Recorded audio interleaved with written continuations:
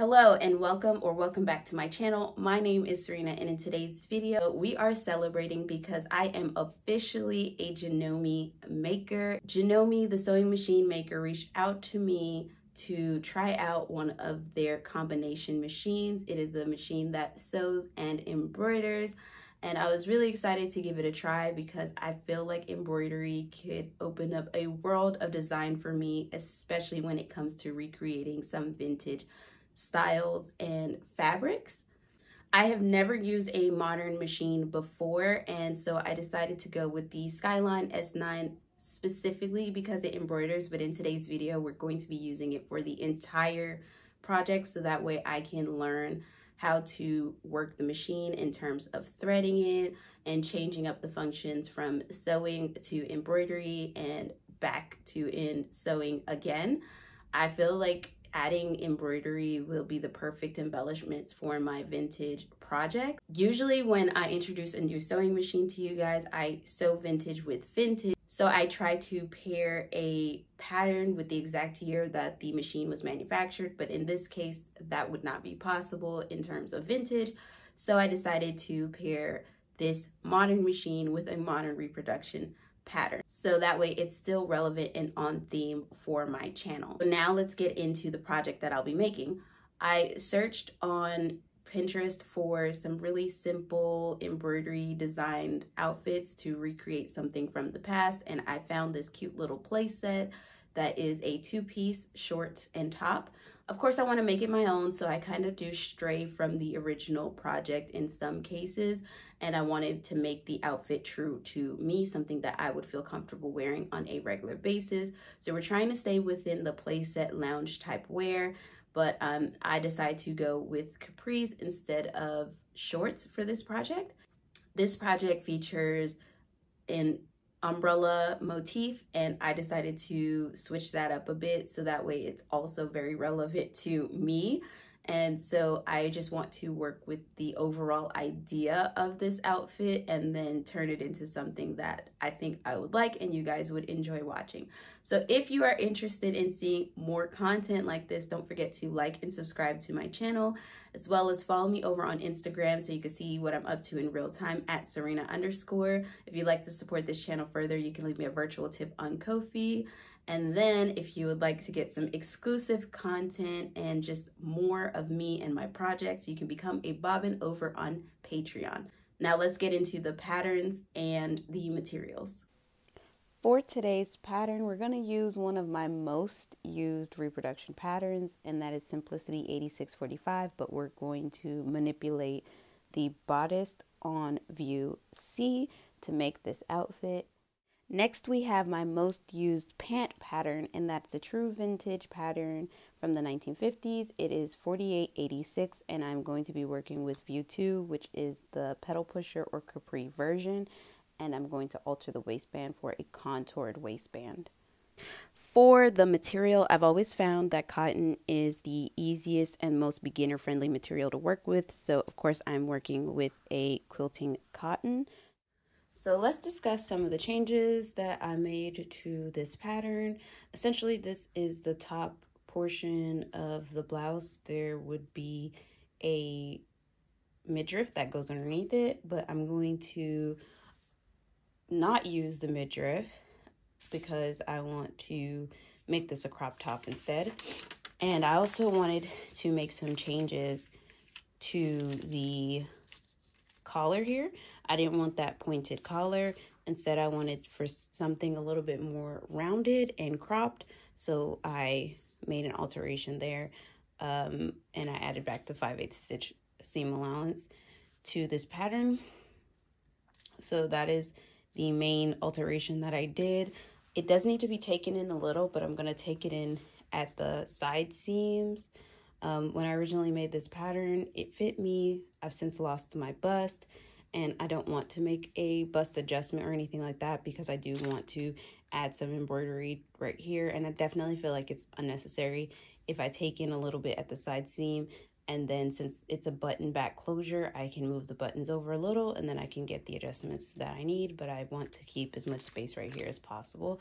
So I'm going to leave that the way that it is. Plus it allows me the option to wear a padded bra later. Because I intend to put some embroidery on the bust of this blouse or crop top, I traced out the patterned piece for one side before attaching it to my embroidery hoop, and that way I can make sure the placement is exactly where I want it to be and it lands centered on the bust. I wanted to do something very beginner friendly so I could really learn how to work the embroidery function on this machine, since that's what drew me to it in the first place. So I have some simple cotton, and then I use a tearaway stabilizer, and I'm also learning what stabilizers work best with what material, and so I started off with a tearaway stabilizer, and then now it's time to hoop the project. The machine comes with 3 different hoops, and it conveniently tells you which hoop you should use for what size project. So I'm using the mid-size hoop right now, and I use that little grid to help center my project. And now it's time to move over to the machine and get it started. Admittedly, when I got the sewing machine, I was a little bit overwhelmed with the sheer amount of accessories and pieces that came with it, especially since I've never used a modern sewing machine before, and I certainly never used a machine that had the capability of embroidering. So when I got all the pieces, I was like, oh my gosh, Serena, you are in over your head. Luckily, Janome provides a instructional DVD that is extremely thorough, and there are lots of helpful instructional tutorials on YouTube. So I was able to start this part of my project within hours of possessing the machine, and I think that's quite impressive for someone who has no knowledge of a modern or computerized machine at all. The night that I received the machine, I did some test embroidery using the images that were downloaded onto the machine, so that way I could get a hang of how to swap colors and basic things like that. It also gave me the opportunity to really practice threading the machine, because it's not like threading any machine that I've ever had to thread. Also, because this machine can be left unattended while it stitches out its embroidery, because it gives you an estimated amount of time that it will take to embroider the pieces. I was able to search Etsy for some cool embroidery images that I could use, and I came up with this retro TV in a nod to my live stream logos. If you see my live streams, then you know I made my own little title page and hold page that features a retro television, and I found a cute font as well. So I have a Serena font over the television, and I thought it would be cute to wear during my live streams as a cute little uniform of sorts. So once the embroidery is done, I lay the pattern, the new pattern piece, over the fabric to make sure it's exactly where I want it to be, and I cut that piece out. Once the embroidery is put onto your fabric, then you proceed as normal with a project like this. So here I am adding the darts and preparing this bodice part for sewing and assembly. And before I can do full-on sewing, here is the next embroidery image that I'm going to be doing, and this will go onto the waistband of the pant. And I think the little diamond, or the retro diamond starburst type look, is super cute. And because the original idea that I was going for had some embroidery on the pants, I thought that mine needed embroidery as well. This machine embroiders pretty quickly, and you do have the option to choose the speed at which you want it to embroider, so it can always embroider faster or slower depending on the intricacy of your pattern design. So obviously if it's more detailed, you want to go a little bit slower, and I'm sure that also depends on the material that you're embroidering as well. Just like the bodice, once the embroidery is on the fabric, then it's time to cut out the waistband. I find this way to be less complicated than cutting out the piece first and then trying to hoop it later, especially if your piece is smaller than the hoop. This is also the method I use when I'm doing hand embroidered detail. I prefer to just embroider directly on the main fabric and cut it out later whenever possible. This waistband does not belong to the pedal pusher pattern. It belongs to a 1940s skirt, and it zips in the back. So I had to make some alteration to the length of the waistband, because I find that the wider the waistband, the more ease you need to allow for your stomach. I didn't show it here, but I completely forgot to adjust where the closure for this is, because I do prefer my pants zip to be on the side, and this one was located in the back. So that's another good reason to add extra length to your waistband, because you can always adjust it on the pant but you can never really add more fabric to it without adding a seam. And I did end up with a seam on my side seam, so that way it could be longer and open up on the other side. I have used this pattern so many times to put on skirts or other pants that you would think that I would have already made like another version where it zips on the side, but I never actually get around to it. Once the waistband is cut out, it's time for regular sewing, and I decided to use the Skyline S9 for this. I was really intrigued by the function where you could use the buttons only to sew. So I was operating the machine with the buttons only and not the foot pedal. I really like using the knee lever on my vintage machines that have that option. I'm not really fond of the foot pedal because they do kind of travel. So I thought it was really cool this machine had the button function. So you'll see at the very beginning, I'm kind of like fumbling over remembering which buttons do what. But like near the end, I get it together, and it was really nice to have that function. And while it's just an option for me, I think it's really good to have a machine that is accessible for people who have disabilities. I felt like it was a really neat feature. And then also, just for practicality, it's nice not to have yet another pedal on the floor, because as a collector, I have plenty of pedals everywhere, and so it was just one less wire that I had to work with, but it did take some getting used to. But luckily for me, I got the hang of it within a couple hours. Because I opted to use this machine without the pedal, that means I had to get used to the machine sewing at a set speed that I didn't necessarily have control over once I released the start button. But as someone who also likes to sew really fast, it wasn't an issue for me. I definitely got the hang of it. It was just remembering what buttons to push when was really the challenging part, because I'm used to just using my hands for guiding the fabric on the machine. This is the front, and the lining matches. I added some interfacing to the inside of the lining so that way I can add buttons and buttonholes later. So now it's time to put everything right side together. With everything right side together, I also added some yellow piping because, like, why not? So this machine came with lots of accessories, but it did not come with a cording foot. So I, being the thrifty person that I am, and just I in general like to use what I have, and before I had an adjustable zipper foot for my own personal machines, I would use the standard sewing machine foot. So I thought it would be really cool to just show you that you don't necessarily need all the specialty feet if you are just very careful and familiar with feeling your way around your garment.